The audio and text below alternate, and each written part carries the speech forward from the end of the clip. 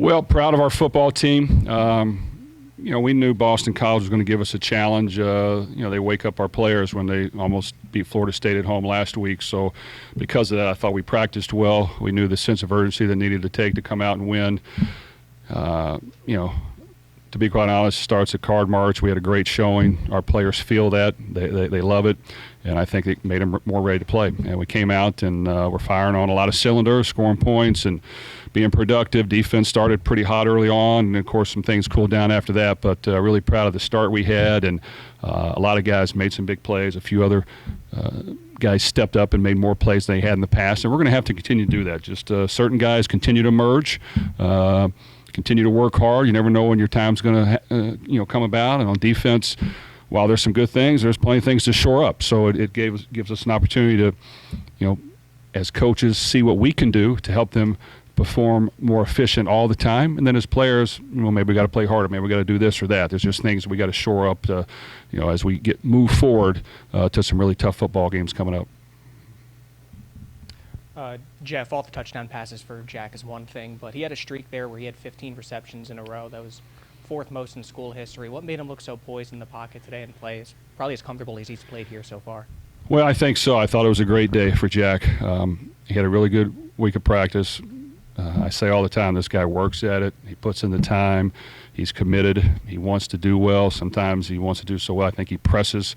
So we kind of worked on relaxing and trusting what you do in practice every day, and throwing with conviction and standing on balance and trusting the protection. You know what?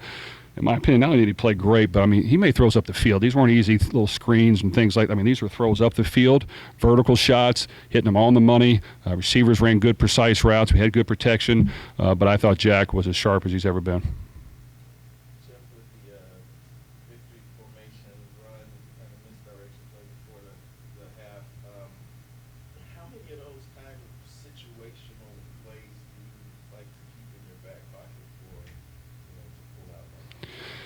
Well, that's one we have put in. My first year at Purdue, it helped us win the bowl game. We scored right before the end of the half, got a field goal. We won by 3.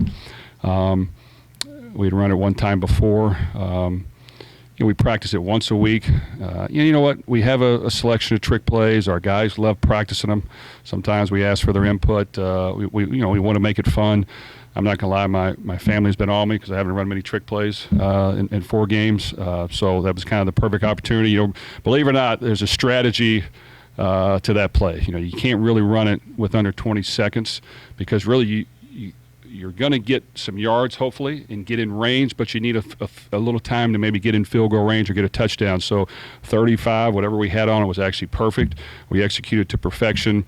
Got down in field goal range, took a penalty, but we ended up scoring a touchdown, and that was key. So I just think they're fun to do. Our players enjoy it. Like I said, we practice it once a week because as coaches we don't want to screw it up. But we definitely have a handful every week that are at least on the table ready to use. It's just a matter of whether I get to them.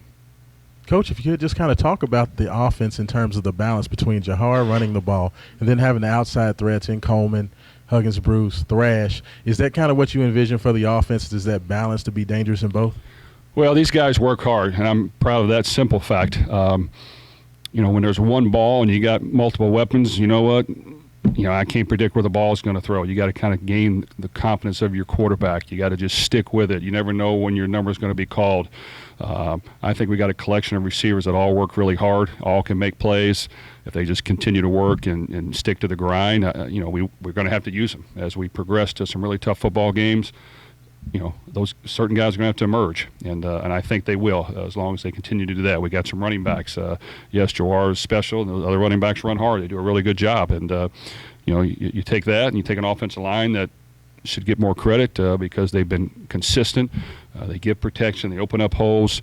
And I just think it's a great team effort. These guys work hard together. There are no egos. Everybody wants to do well every week, but you know what? Some days you may get a lot of touches. Other days maybe not as much, but you just got to stick with it and continue to work because that's how you build a great football team, and I like the effort that we've had to this point. Jeff, you back to the gadget plays. You had a offensive lineman do a cartwheel during the game today. What is the strategy behind that? Well, we wanted him to do the splits, but he couldn't quite get that, so he went with the cartwheel. The play actually didn't get open. We were hoping it would. Obviously didn't distract anybody other than our fans maybe. But we scrambled. Actually, we fumbled the ball when we scrambled. But you know what? That's a play where you just kind of split the tackle out. You sneak the tight end at the tackle position, hope to get him down the middle. And they pointed to the tight end. So they recognized that's a smart football team. They recognized it. What the tackle, each week we change up, what acrobatic jump or splits or sprint he's going to do. I didn't know which one was coming, so I'm looking forward to seeing it on film. You mentioned trying to work with Jack on getting him relaxed. Was there anything special you did? And in all the time you've coached him, is that as sharp as you've seen him? I don't think he missed on a deep throw. Well, he was sharp. And, quarterback is a unique position. You just got to be able to relax and have poise and be able to do everything you normally do in practice when you know you're not going to be tackled in the game when you could be tackled and hit really hard. So I just think mentally you got to just be able to block things out. So you just kind of train it. You got to retrain it. You got to retrain it. It's just like a golf swing. You just got to keep retraining it. And he's played a lot of football, but today he was sharp. And these were vertical shots up the field on the money, threw with great poise, trusted the protection. So yes, it was a great performance, and now the bar has been raised for him. So he's got to continue to try to do that more often and be as consistent as he can. And yes, we asked the quarterback to do a lot. Now we got some good weapons around him to help, and we got to make sure we use them. But it was a really, really good performance by him. Jeff, Jamari breaks free for a big play, it feels like, every game. You've coached a lot of productive receivers in your career. Does he remind you of anybody specifically? I think Brian has mentioned Charlie Jones, David Bell before. Anybody come to mind for you? Well, we've had a lot of good ones, just as a coach, and I've played with a lot of good ones. So I just think, he's consistent. I don't think he's missed one practice or rep since he's been here. Now, that's a little bit of luck of staying healthy, but he doesn't. He wants to be out there and get better. He's a team player. When he's not getting the ball, it's not like, hey, I'm open, why don't we throw? I mean, not at all. I mean, he just continues to work, and, he's got experience. I think it's his fifth year. His last year, he wants to go out with a bang. He knows we're going to try to throw the ball and throw the ball vertically, which can help people at the next level because we're not just a bubble screen, throw behind the line of scrimmage. We want to throw the ball vertical and let those guys show NFL scouts what they can do. So, like I said, it's a good collection of receivers that all work hard, all have talent. Of course, he's gotten a lot of balls, and he made some big ones today. So I think consistency is always what you're trying to build in all your guys. And I just think if these guys can stay healthy and keep working, hopefully we can continue to improve. It's a short week, and you're the team that's traveling. What are the biggest adjustments, the things you have to do to be successful on Friday? Well, over the years, I think you have to have the right balance. Do you want to get a lot of work in and get them prepped and ready? Yes, but you also want to, let their bodies heal. Mentally prepare them a little bit more early on in the week and maybe have a little bit less physical practice because really you want them fresh for the game. I still remember being in the Snellenberger area where physicality every week was used, and he occasionally would pull back. But you know what? I just think these guys work year-round now. We didn't used to do that when I played. They put in a lot of time and effort.